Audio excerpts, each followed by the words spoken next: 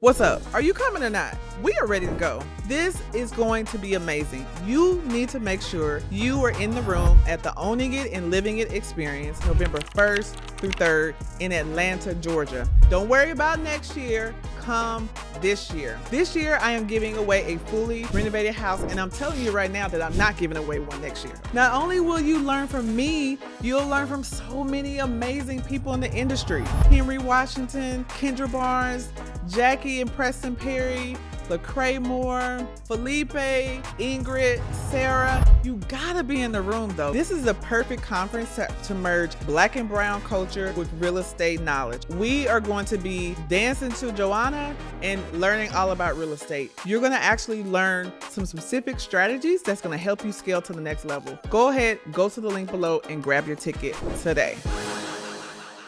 The influence, the trust that I have, that's everything. And if there's nothing else that my children leave my home with, we have solid relationships. Safe. Like I trust them Yeah. to tell me the truth, and they trust me to tell them the truth. That's a gift that school's not gonna give you. A person's wealth is determined by their assets, investments, and things that they own. I say true wealth is about how you live it. Your girl is back. Welcome to season 2 of Wealth Within Reach.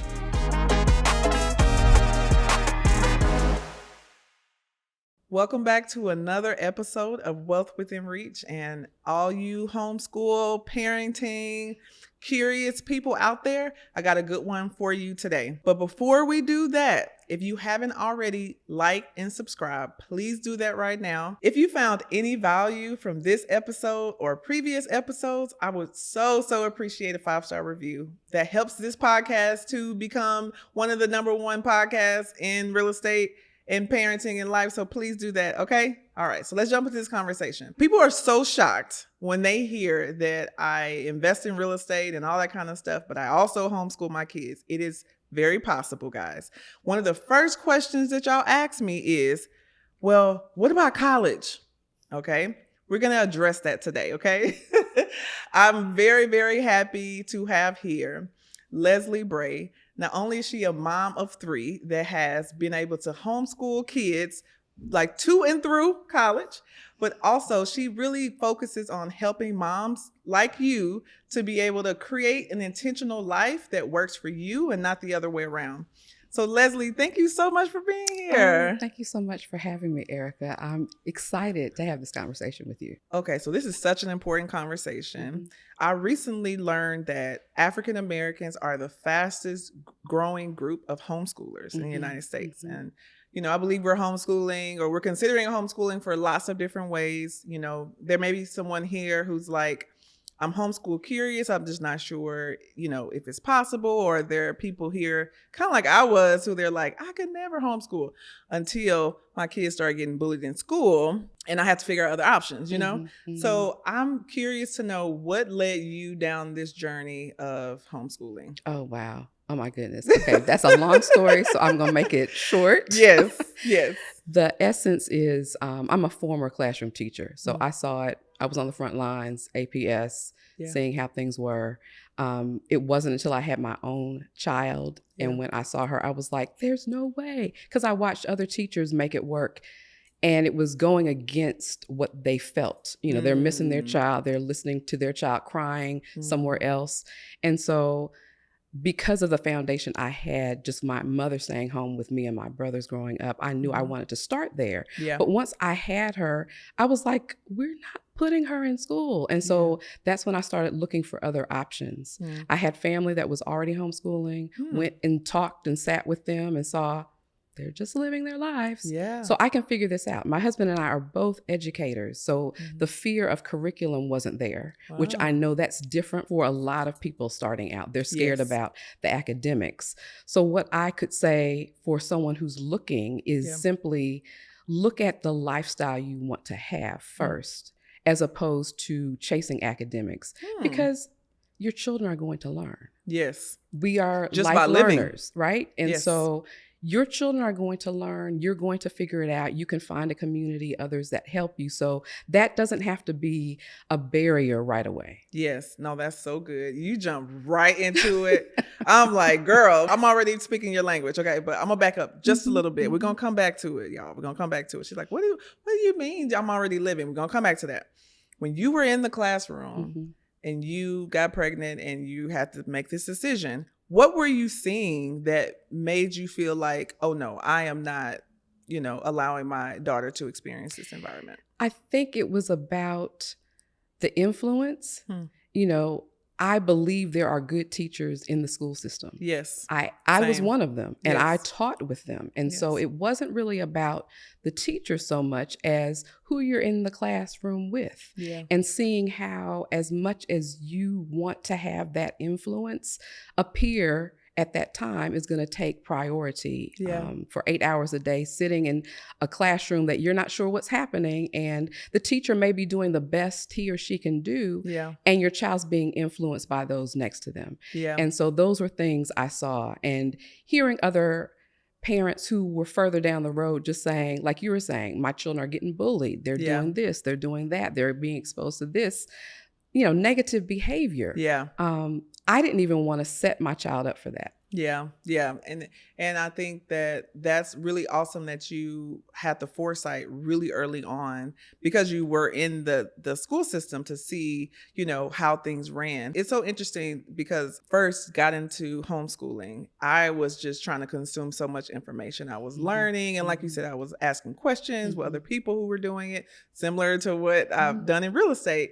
And I remember I read this book called Dumbing Us Down. Oh man, it was such a great book. If you haven't read that book and you're interested in homeschooling, look into that book. I recommend that book. It just really helped me to understand like how school was created and like the purpose of it originally, to basically create warehouse workers that all believed and thought the same, which was wild, and how it's one of our only institutions that hasn't really changed much. I personally believe that when my kids were in school, as a parent, I personally, just being honest, I didn't really feel like I wasn't engaged as much when my kids were in school than I am now. It was almost like, okay, y'all got them, y'all good. But then I realized later just how much of an influence, like taking them out and putting them in homeschool, how much of an influence that our family had, and how much they were just like absorbing just like so much by just being around, whether it was, I always have kids filming with me or, around in real estate, all the things. I didn't realize the impact and influence that they would have just by being around us, living life, being exposed to meetings and just coming along with us. I really thought that a lot of the learning had to take place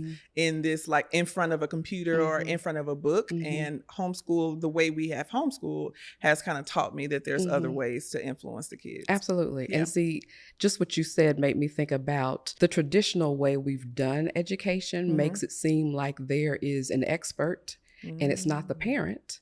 It's the teacher or the educator. And that gives all of us this sense of inadequacy. Like, you're not able to do this thing. You haven't gotten this degree.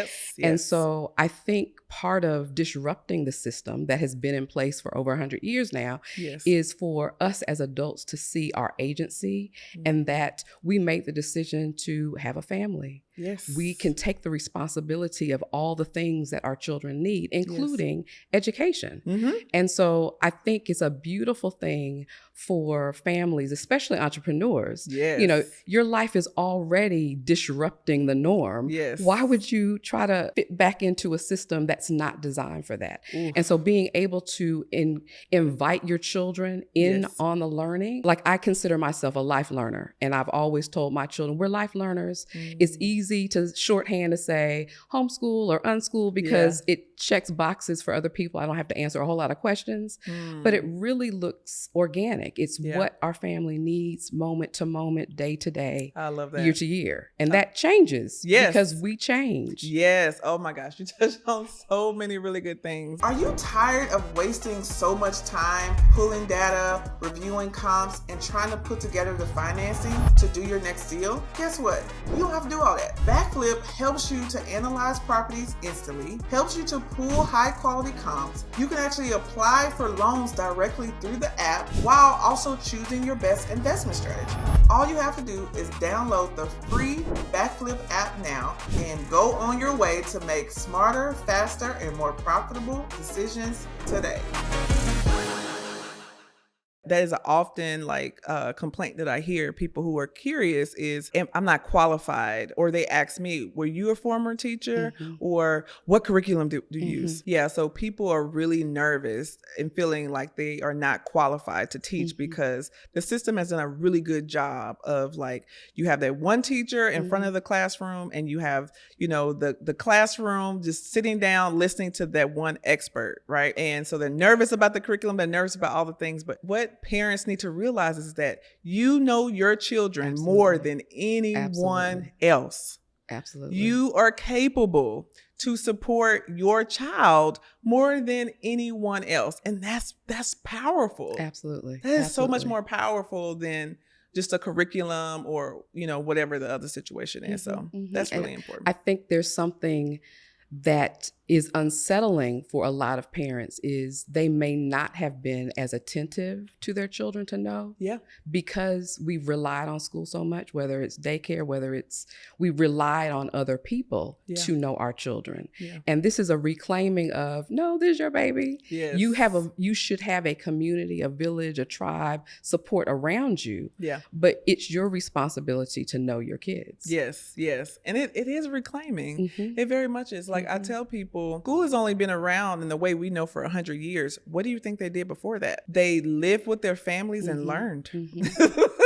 So this is actually not a new concept. Absolutely. It is, we are reframing this concept. And so I love that so much. So you mentioned that you don't subscribe to any, specific category. Yeah, I don't like the labels because the labels all center school. And I did not want to center school. And so if you're homeschooling, school, unschooling, school, it's deschooling, school. Right. I focused on life. We are life learners because I didn't want my children getting stuck on school as a center. I love that. And that has helped us just expand what learning looks like, because learning happens at home. Yes. Learning happens in the neighborhood, in the community, with friends, with strangers. Like, learning happens all the time. Yes. And if that's our focus, then we're always available for that, as opposed to saying, I need a curriculum. I have to have this book because it's school. It's this,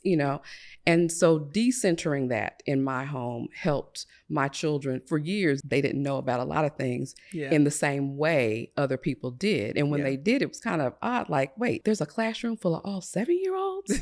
Like, we don't exist weird. like that in real life. No, there was just this, wow, that's new, that's different. And so I embrace, and I want to encourage anyone who's thinking, hey, how can I explore this? Yeah. Just start by reclaiming some of how you center yourself. Yes. Center your family. Yes. Center your story and begin with that in mind. Yes. I love that. I love that so much. So you guys are living your life, day-to-day situation. What's an example of a teachable moment where this, I know you're like, give me one of how just a life lesson turned into, a moment. I remember, I'm trying to think of when they were little as opposed to now. Oh, food, meal planning, trying to pick the thing that they wanted. I don't want this. Well, then you go shopping. Yes. Here's $20. You get breakfast for this week, Yeah, that's good. And letting them have to do some math. Like, it's very organic, because it's, well, I want this. Well,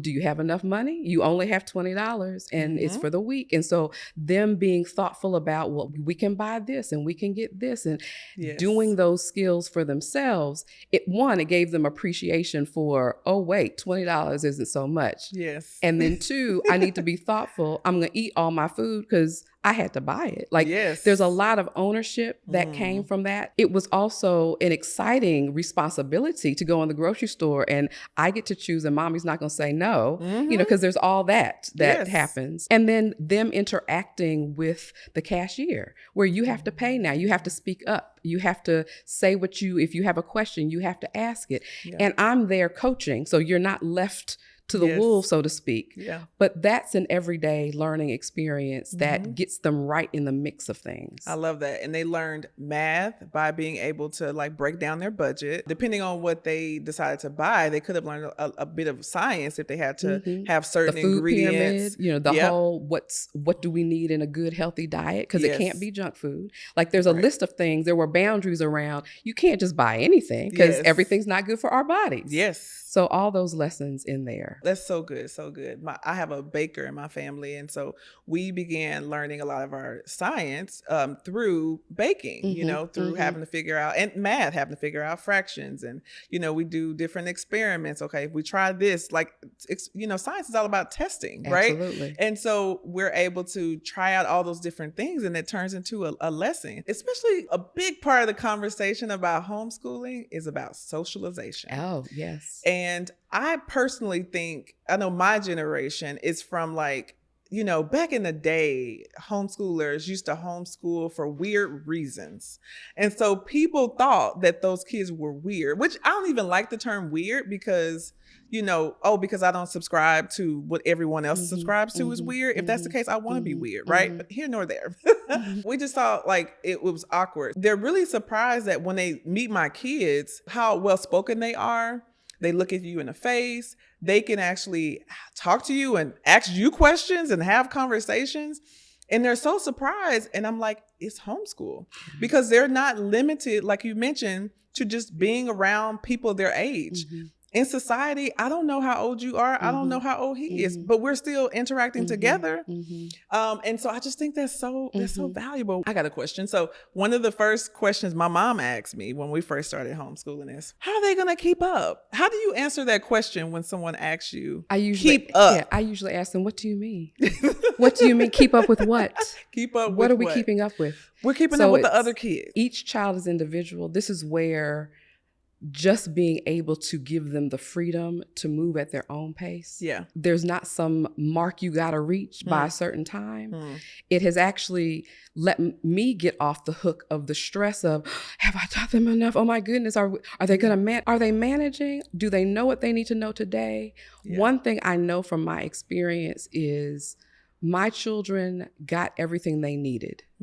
And what they did not, they got when they needed it. I love it. So this is one thing about being a life learner. There are things I still don't know yet. I've learned a lot of things. Yeah. And when I get to something I don't know, what do? You learn it. I learn it. Yes. So why not let our children do that? There's not a third but by every 7-year-old needs to read, or every 10-year-old needs to do this type of math, or every 12-year-old needs to be able to write this kind of sentence structure. Yes. Like, why? Yes. What is the purpose of their life right now? And what skills do they need to be successful? Yep. One of the things I push for parents to think about is, what are your values? What type of people do you want to give the world? Because we are not raising them for ourselves. We are raising them for the world. Yes. Who are you putting out in the world? Yes. And if you start with that, if you make a list of those things, and you teach, move, live towards that, you're going to put those people out. So one of the things my husband and I did, we came up with a family mission statement, right? Love it. And we talked about the kind of people. None of the things in our mission statement talk about academics. We want life learners. We want people who are thoughtful of other people. We want people who are courageous, who are able to recognize who they are, whose they are, who are connected to spirit, who pay attention to the environment. It's not just, they can pass the ACT with this kind of score. Right. Now, maybe they will. Maybe they individually want that, and that becomes their goal. Yes. But I think the freedom of being at home with your children and learning them and letting them learn themselves allows for them to come to those things. Yes. Yes. And you're not forcing them. Correct. Because that's another thing I hear people, and my friend told me, she helped me with this because she said sometimes kids, they're getting in trouble and they're having behavior problems. And that could be a sign that they are being forced to do something. Because when kids are doing things that they like and it's not about doing things that they like. It's about being able to pursue their interests, because when they're pursuing their interests and they're doing things that they're excited about, it becomes natural and you don't have behavior problems. So I learned that it been very transformative for us. And you mentioned something that is really important. When you teach someone how to learn, they can learn anything, which is so important. And then we have AI, we have all these things that honestly, you can learn it and be obsolete in 2 years. Yes. So what is the point of me memorizing all this stuff that's not even going to be applicable in a couple years? Yeah. But if you teach someone how to learn, then they're constantly able to keep up. And that's actually one of our values with homeschooling, is that we want to raise people who are self-sufficient, who do not have to depend on the government, who do not have to depend on employers. They know their strengths. They know what their strengths and weaknesses are, and they know who they are, so that they can always be able to take care of themselves and contribute to the world. And that is a big part of what we do. And so I think that's very important, what you mentioned. Let's talk about college. It's such a big, intimidating, concept for people. Well, homeschool sounds great. And I see lots of people who homeschool, elementary school, maybe even middle school. They think that it's almost like impossible to homeschool high school through college. What was your experience? And, and just help educate us on how we can do that and what's possible. Okay. So I will say, you can do it. Okay. It doesn't matter. You can do it. The first thing I thought about was really talking to my children about, what do you want to do, and do you need college? Yeah. Because everything you don't need college for. Especially nowadays. And so let's say that your child needs college to do what they need to do, what they want to do next. Then it's going to that specific college or colleges and just looking to see, what are their requirements. Some colleges want you to take a test. Some colleges want a portfolio. Some colleges, you just submit the same things you would if you were in public school. Colleges now, I think, are looking for homeschoolers.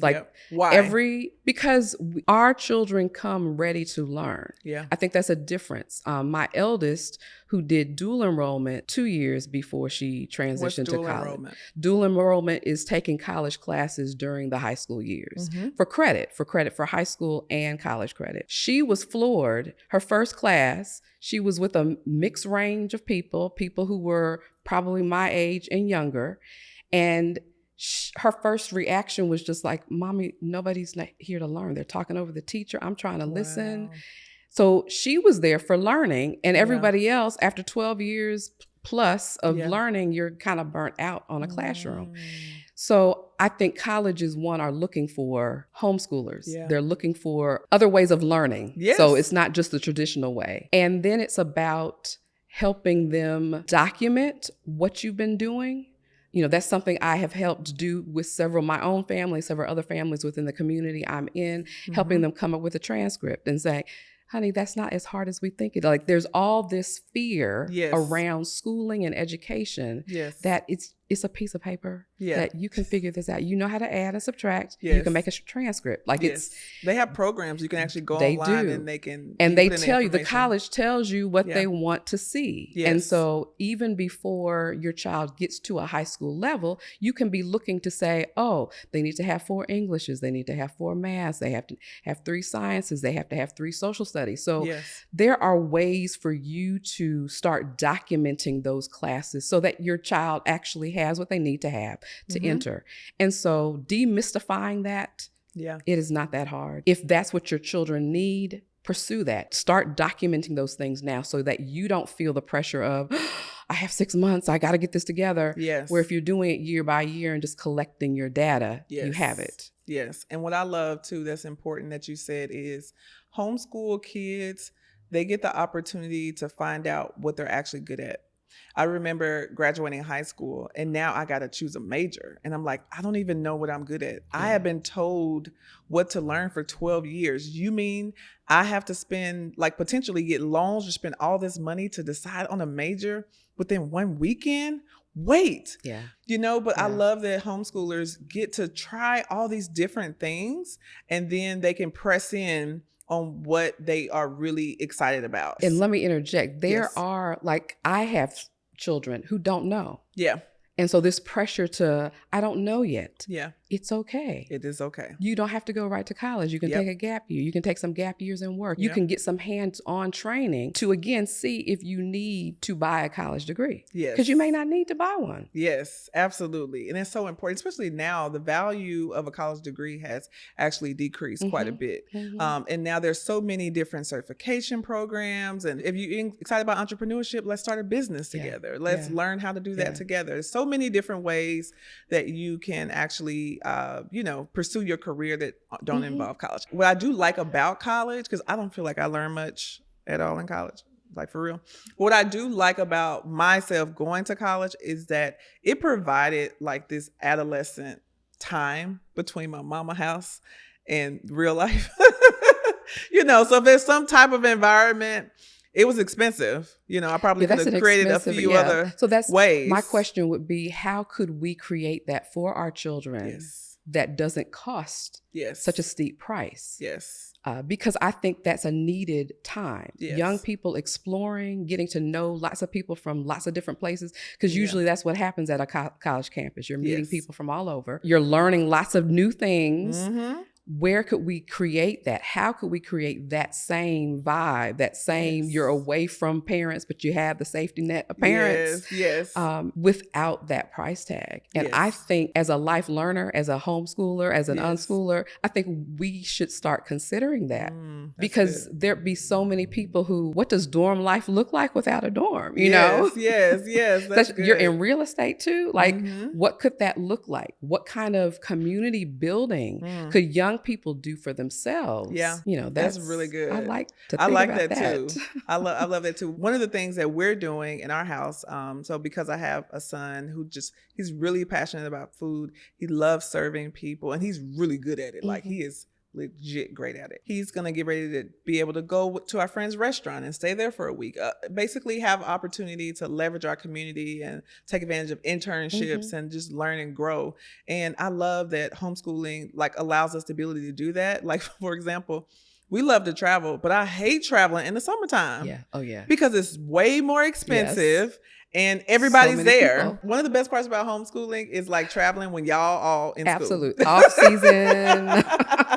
It's so much cheaper and it's so much more pleasant. It is the best. What are some other benefits that your family has been able to take advantage of with this type of learning? Oh man, there's so many. I guess the biggest is moving at our own pace and not because I knew I was never putting my children in school. I don't have a timeline. In the same way. So I'm not trying to hurry up and get them reading so that they can get into 4th grade or whatever. And so it freed us up just to do life. Like I remember spending some years just teaching them how to clean a house, and not, or hey, let's go and just be with my mother. Let's go spend some time just at her house for some weeks. And we're just exploring the city there. There's so many things that, just learning at our own pace. It really, that is a big deal. Whatever my children liked, being able to go so deep into it that it was like, wow, I didn't know it was so deep to learn about snakes. Oh my goodness, and just whatever the topic was. I think too was building my relationships with them. Like That's I have solid relationships with my kids. Please talk about that. I told them, and this is me being young and naive, and I didn't know what I was saying. I tell people that all the time now, I told them, I want you to come to me with everything. I want to talk to you about everything. I want you to trust me. So I'm not going to be upset. I'm going to be the adult and manage my own emotions about this. I might have to tell you I need to take a break. But I want you to tell me everything so that I can help you process, so that I can give you the advice, so I can influence how you're processing what you've experienced. So good. I did that when they were little. So I listened to things that, oh my goodness. You were like, why did I tell them that I was going to listen to everything? But now that they are young adults and the things that they tell me, sometimes I have to say, Mommy, give me time. I got to go and I'm going to pray. I'm going to scream in my room. I need to call a friend. But the influence, the trust that I have, that's everything. And if there's nothing else that my children leave my home with, is they know we have solid relationships. And They know that trust they're safe. me. They're safe. Like, I trust them Yeah. to tell me the truth, and they trust me to tell them the truth. That's a gift that school's not going to give you. You know, No. thinking about, there's so much happening in the world today. Yeah, a lot. So it's a much. whole lot. But and to our know kids are that dealing with so much more now. Right. Yeah. And the fact that they'll say, hey, mommy, da-da-da-da-da-da, or da-da-da-da-da-da. And I'm like, ooh, really? Yeah. Well, what do you think? Well, let's talk. Like, and hearing their interactions with their friends, and their friends even saying, you tell your mother that? Yeah. You tell her that, and she offers you support. You tell your mother. Yeah. That's just a gift beyond. There's no price to put on that. Yep. And I would say every parent should have that with their child. I agree. And I have that relationship with my kids too. And homeschool has been a big part of that, because we didn't always have this relationship. Because again, I've experienced both. That was probably the biggest surprise that I've experienced with homeschooling, is that naturally, I would say, no, not even naturally, you are spending more time together. But similar to you and my husband and I, we want to be our children's advocate. We want them to come to us. We want to be their safe space, right? And I see so many teen parents really struggle because they want to be an authority. Our kids are going through a mental health crisis. Like, mental health for teens is really hard right now. It is hard whether you homeschool or not, okay? It is hard. And being able to cultivate this safe space environment to be able to be a good landing place for your kids is so important. We've been so blessed by that recently. And I love it because, for example, my oldest son, and this is how I knew, I was like, oh, wow, he really trusts me. Okay. It was one of those moments. He had a track practice or something. He liked this girl. It was like young and innocent or whatever, but they kissed each other. And I remember he told me, I was like, how was the track meet? And he was just like, he was smiling more than normal. You know how it is with your kids. And I was like, oh, what happened? And he was like, me and so-and-so kissed. And I was like, oh, that's so good. Okay. Because how I reacted would have determined a lot. Absolutely. That would have, if I would have freaked out, if I would have lashed out at him, if I would have said all these things, that could have determined whether he felt safe to tell me something in the future. And then I just took it all in, and I was so grateful that he was willing to share that with me, because there's no way I would have shared that with my mama and my dad, like, at all. And I really appreciate that. So we've been able to help them navigate through these really difficult moments, and not by telling them what to do, but being able to say, especially when they start getting teenagers, you should be shifting from this like primary authority figure to a mentor. Like, they still have that respect for you, like you said, because they know that you want the best for them. But there should be a shift in you being able to help them test how they respond out of different situations, so that I can have peace of mind when they're gone, that they know how to make good decisions. That's right. They need to be able to practice with you without that harsh criticism and judgment. Yes. Unfortunately, so many of us were brought up in homes that way. Yeah. Or that's what we just think we're supposed to do. Yeah. That we miss out on the connection. I talk a lot about parents being connected with their children. The question is, well, what's the connection? Is it this? The connection is every moment. So if you think back from the start of your day, if you are fussing from the time they get up to the time they go to bed, that is the connection. It's not the hug that when you send them out, or just the kind word you may whisper as they're about to do something challenging. The connection is how you interact moment to moment. Yes. And don't you want that to be solid? And how can you change how you see your children so that you can have that connection with them earlier? Because it's the early years that you're sowing those seeds. Yeah. Of course you can jump in any time and sow some seeds. Yes. So I'm not saying all hope is gone if you haven't started. Yes. But the sooner you become intentional about, hey, I want a certain dynamic between my child. Yes. It is my responsibility to do that. To not model the kids. it. So you're telling me it's not on the kids? Oh, absolutely not. Absolutely not.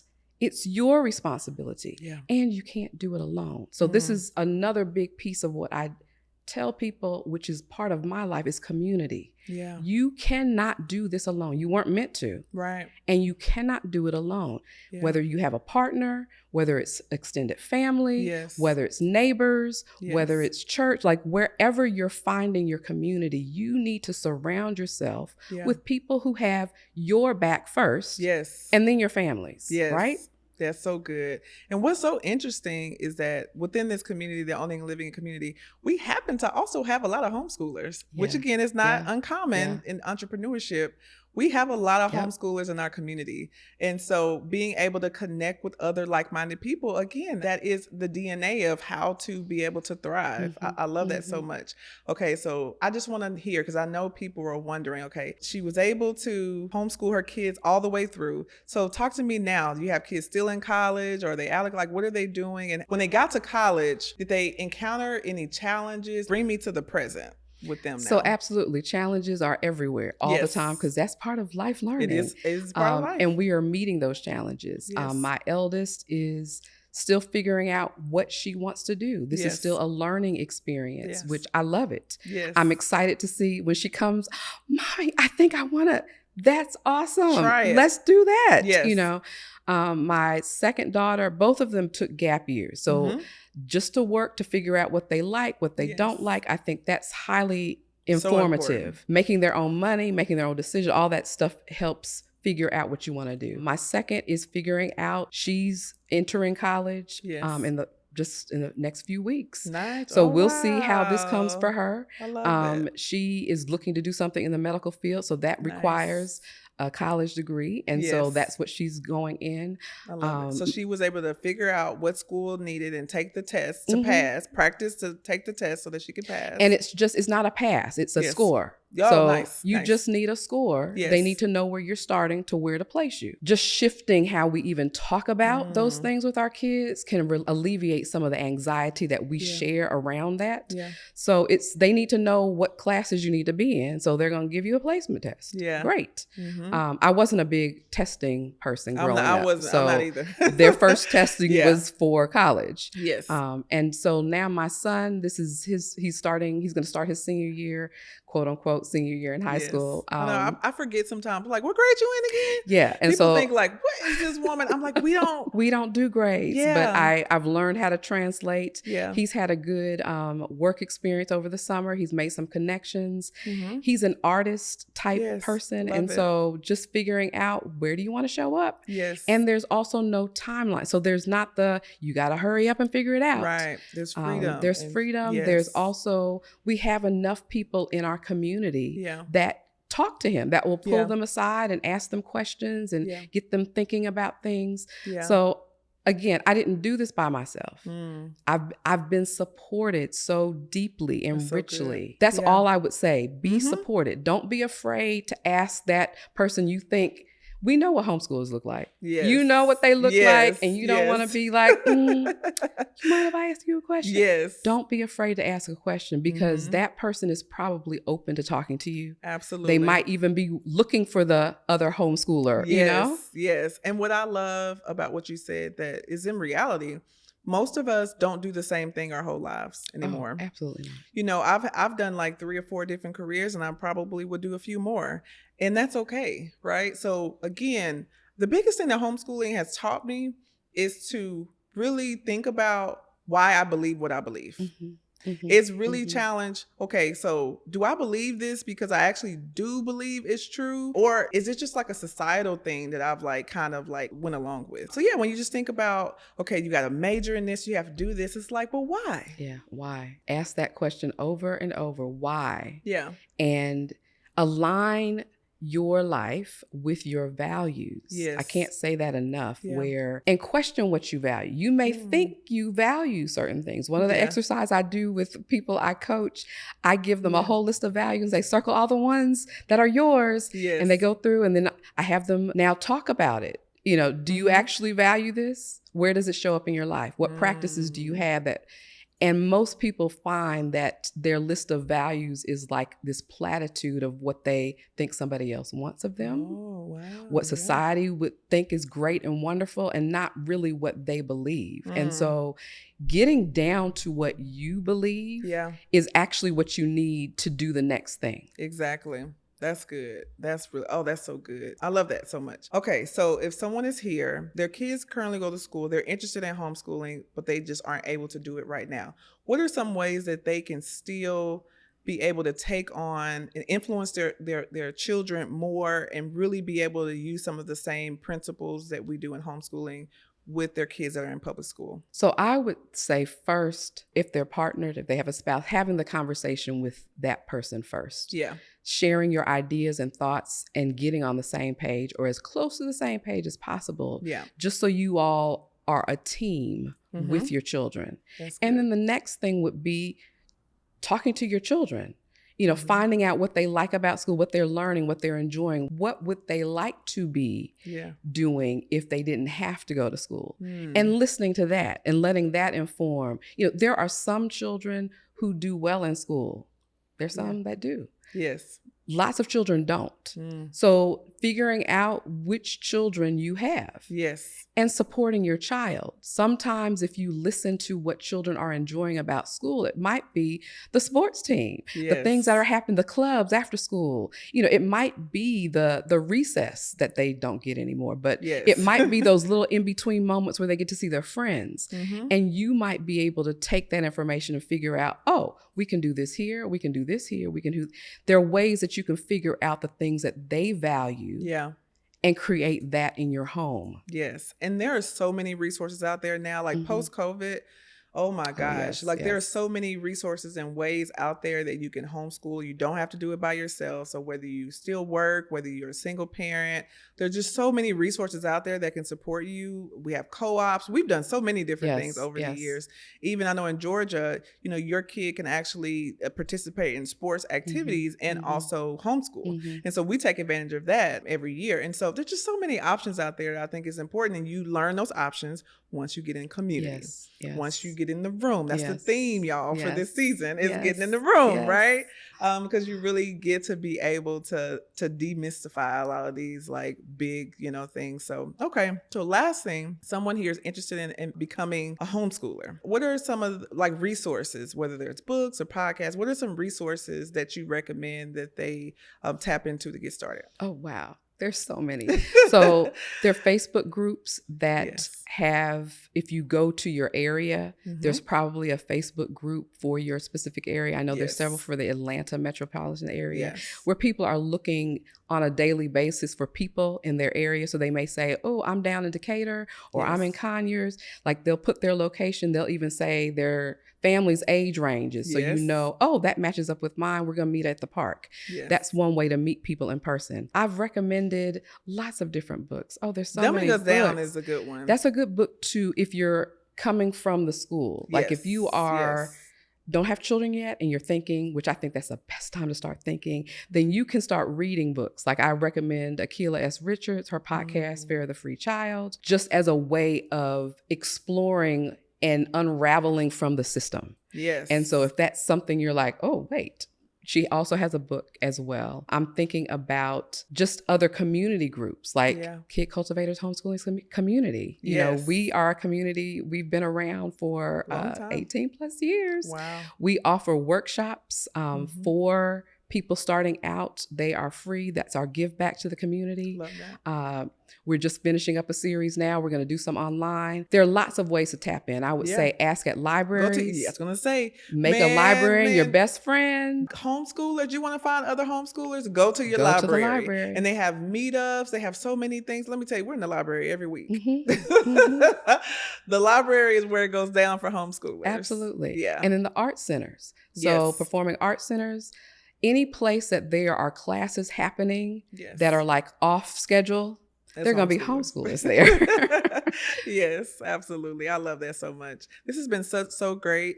And if you are here and you're like, okay, I want to homeschool, or you're new to homeschooling, I actually created a free download, and it's 10 ways to help you plan your homeschool year. So all you have to do is just go to the link in the show notes, and then I'll have that free download for you. But this is amazing. Where can people find you and connect with you? So the first way is probably at my website, lesliewbray.com. You can also find me on Instagram at Leslie W. Bray. I am working on a TikTok. Yay! I'm not sure if it's up and running yet, but that's in the works. But those are the ways to reach me online. And Leslie shares a lot of really good content, y'all. So be sure to follow her. Thank you so much for being here. I've been so blessed by this conversation. This was a wonderful conversation. Thank you so much. You are welcome. All right, guys. Thanks so much for listening to another episode of Wealth Within Reach. I will see you next time. Hey friend, have you been enjoying this podcast and you're like, okay, Erica, how can I connect with you and other of your amazing guests that are on the podcast? You can do that within the Owning It and Living It Facebook group. I have the Owning It and Living It Facebook group to help to foster community with other like-minded real estate investors. Folks are sharing advice, I'm sharing tips, and we're fostering community so we can help take our real estate investments to the next level. If you are ready to do that, I want you to join the Owning It and Living It Facebook group. You can go to the link in the bio to join today.